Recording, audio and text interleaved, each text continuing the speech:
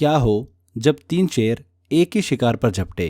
अगर कोई सिंहासन खाली होता है तो इसके लिए लड़ाई होती है, लेकिन अगर सिंहासन कन्नौज जैसा हो तो ये लड़ाई 100 साल तक चलती है।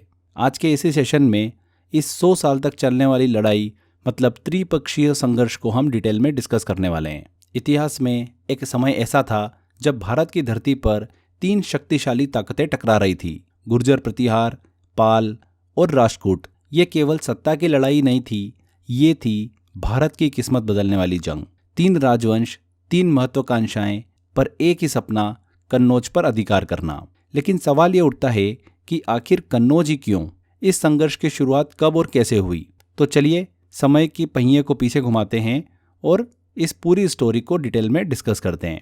8वीं शताब्दी का भारत ऐसा था जब एक राजनीतिक उथल पुथल हमको देखने को मिलता है। हर्षवर्धन के शासनकाल के बाद उसका विशाल साम्राज्य बिना वारिस के बिखर गया। जब कोई ताकतवर शासक नहीं होता है तो क्या होता है? युद्ध होता है, सत्ता के लिए रक्तपात होता है। कन्नौज जो पहले हर्षवर्धन की राजधानी थी, अब पावर वैक्यूम राजनीतिक निर्वात का केंद्र बन गया था। इसी कन्नौज पर अधिकार के लिए इतिहास के सबसे बड़े संघर्षों में से एक संघर्ष शुरू हो जाता है, त्रिपक्षीय संघर्ष। तीनों बड़े राजवंशों की बात करें तो पहला है गुर्जर प्रतिहार। राजस्थान और मध्य भारत से उभरता एक शक्तिशाली साम्राज्य। प्रतिहारों के राजा नागभट्ट प्रथम ने अरबों को पराजित कर अपनी ताकत दिखाई, लेकिन अब उनका अगला लक्ष्य क्या था? कन्नौज था। दूसरी तरफ पाला डायनेस्टी, पाल वंश, बंगाल से उठने वाली एक और ताकत। गोपाल के नेतृत्व में पाल वंश ने बंगाल और बिहार में अपना साम्राज्य खड़ा किया, लेकिन उनकी निगाहें भी कहां पर थी? कन्नौज पर थी। तीसरा एक और प्रमुख राजवंश, राष्ट्रकूट वंश। दक्षिण भारत में कृष्ण प्रथम का ये वंश दक्षिण से सत्ता बढ़ाकर उत्तर भारत में प्रभाव जमाना चाहता था। उनके लिए सबसे अहम स्थान कौन सा था? कन्नौज था। तो 8वीं शताब्दी के भारत में तीन महाशक्तियां उभर रही थी, गुर्जर प्रतिहार, पाल वंश और राष्ट्रकूट वंश। तीनों की निगाहें कन्नौज पर टिकी थी। पर बात आती है कि कन्नौज ही क्यों? तो कन्नौज इसलिए कि जो कन्नौज पर राज करता था वही पूरे उत्तर भारत का असली सम्राट होता था। तीनों राजवंश युद्ध के लिए तैयार थे और फिर युद्ध के नगाड़े बज उठते हैं। युद्ध की पहली चिंगारी 746 ईस्वी में हमको देखने को मिलती है। प्रतिहार पाल संघर्ष। राजस्थान और मध्य भारत से गुर्जर प्रतिहारों के राजा नागभट्ट प्रथम ने अपनी सेना के साथ कन्नौज की ओर कूच कर दिया। नागभट्ट प्रथम का संकल्प क्या था? अगर मुझे उत्तर भारत पर राज करना है तो कन्नौज को जीतना ही होगा। लेकिन कन्नौज के किले पर पहले से ही पाल वंश के राजा गोपाल का झंडा लहरा रहा था। गोपाल की योजना ये थी कि अगर मैं कन्नौज पर कब्जा जमा लूं तो पूर्वी भारत का सबसे शक्तिशाली सम्राट बन जाऊंगा। इसके बाद में दोनों के बीच में युद्ध होता है, तलवारें चलती है, भाले चलते हैं और तीरों की बौछार हो जाती हैं। परिणाम देखने को मिलता है कि गोपाल की सेना ने जबरदस्त प्रतिरोध किया और गुर्जर प्रतिहारों को पीछे हटना पड़ा। लेकिन तभी एक तीसरा खिलाड़ी युद्ध में कूद पड़ता है। ये तीसरा खिलाड़ी कौन था? राष्ट्रकूट राजा ध्रुव धारावर्ष। राजा ध्रुव धारावर्ष दक्षिण से उत्तर की ओर बढ़ रहे थे। जब दो बाघ आपस में लड़ रहे हो तो बाजी मारने का यह सही समय होता है। ध्रुव धारावर्ष ने उत्तर भारत में हमला कर दिया। गुर्जर प्रतिहार और पाल वंश आपस में लड़ रहे थे। इसी बीच राष्ट्रकूटों ने कन्नौज पर कब्जा कर लिया। राष्ट्रकूट पहली बार विजेता बनते हैं, लेकिन क्या यह अंतिम जीत थी? बिल्कुल भी नहीं, क्योंकि अब बारी थी बदले की। यहाँ पर अगला युद्ध होता है नागभट्ट द्वितीय का प्रतिशोध। 815 ईस्वी में गुर्जर प्रतिहार हार मानने वालों में से नहीं थे।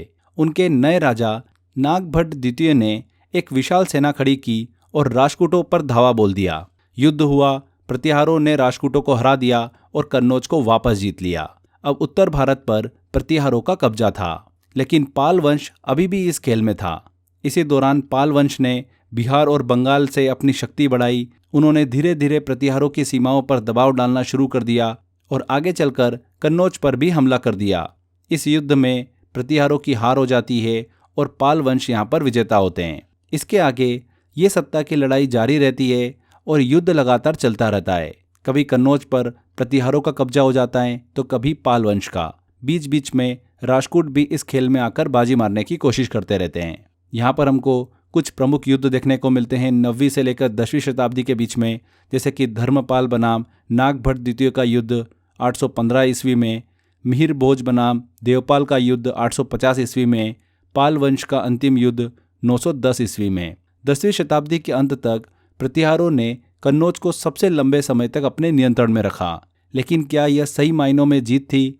बिल्कुल भी नहीं, क्योंकि इस 100 साल की लड़ाई में गुर्जर प्रतिहार, पाल और राष्ट्रकूट तीनों ही कमजोर हो गए थे। लगातार इन तीनों के बीच चले संघर्ष की वजह से तीनों की सेनाएं कमजोर पड़ चुकी थी। इसी कमजोरी का फायदा उठाते हुए भारत पर पहली बार विदेशी आक्रमण हमको देखने को मिलता है, जब महमूद गजनवी ने 11वीं शताब्दी में भारत पर आक्रमण किया। जब भारतीय राजवंश आपस में लड़ रहे थे, उसी दौरान महमूद गजनवी ने भारत पर आक्रमण किया और कन्नौज को अपने अधिकार में ले लिया। तो इस तरीके से यहाँ पर ये त्रिपक्षीय संघर्ष हमको देखने को मिलता है। त्रिपक्षीय संघर्ष का सबसे बड़ा नतीजा ये निकला कि भारत की शक्ति कमजोर हो गई, तुर्कों को भारत में आने का रास्ता मिल गया था और हिंदुस्तान की महानता पर पहला बड़ा आक्रमण हमको देखने को मिला। तो ये हमने त्रिपक्षीय संघर्ष को अच्छे से समझा, पूरी स्टोरी को कवर किया कि त्रिपक्षीय संघर्ष होने का कारण क्या था और इसका परिणाम क्या रहा। आई होप आपको भी अच्छे समझ में आ गया होगा। यहाँ पर आप सभी के लिए एक इम्पॉर्टेंट क्वेश्चन है, इसका जवाब आपको कमेंट बॉक्स में देना है। त्रिपक्षीय संघर्ष का मुख्य कारण क्या था? 4 ऑप्शन है, इन चारों ऑप्शन में से कौन सा करेक्ट आंसर है, इसका जवाब आपको कमेंट बॉक्स में देना है। तो यहाँ पर फ्रेंड्स हमारे सेशन को हम एंड करते हैं। आई होप आपको सारी इन्फॉर्मेशन अच्छे से समझ में आ गई होगी। अगर आप इसी तरीके से अच्छे से डिटेल में इमेजिनेशन के थ्रू जीएस को कंप्लीट करना चाहते हैं तो आप मेरा 100 जीएस का भी कोर्स ले सकते हैं। उसमें मैंने इसी तरीके से आपको पढ़ाया हुआ है, हर एक सब्जेक्ट को मैंने अच्छे से डिटेल में समझाया है, एग्ज़ाम ओरिएंटेड मैंने आपको वहाँ पर पढ़ाया है। जो लगातार अभी एग्ज़ाम के अंदर क्वेश्चंस हमको देखने को मिल रहे हैं, उस इन्फॉर्मेशन को हमने इस कोर्स के अंदर आपको प्रोवाइड किया है। 3500 प्लस इंपॉर्टेंट एमसीक्यू भी मैंने आपको कोर्स के अंदर दिए हैं, जो लास्ट ईयर एग्जाम के अंदर पूछे गए हैं। हिंदी एंड इंग्लिश मिक्स में मैंने इसमें पढ़ाया हुआ है। 2 साल की वैलिडिटी के साथ में आप इस कोर्स को एनरोल कर सकते हैं। अगर आप ये कोर्स लेना चाहते हैं तो description box and comment box में लिंक दे रखा है, वहाँ पर क्लिक कर आप ज्वाइन कर सकते हैं। इसके अलावा क्रेजी जी का ट्रिक एप्लीकेशन डाउनलोड कर लीजिएगा, वहाँ पर फाउंडेशन कोर्स में कोर्स बाय अक्षय सर में आपको ज्वाइन करने का ऑप्शन मिल जाएगा। तो आज के सेशन में फ्रेंड्स इतना ही। अगर आपको मेहनत अच्छी लगी है, वीडियो अच्छा लगा है तो वीडियो को लाइक कर दीजिए, शेयर कर दीजिए एंड कमेंट करके ज़रूर बताइएगा कि वीडियो कैसा लगा। अगर आपने अभी तक चैनल को सब्सक्राइब नहीं कराएं तो सब्सक्राइब भी कर लीजिए। मिलते हैं फ्रेंड्स अगले वीडियो में। Till then bye bye.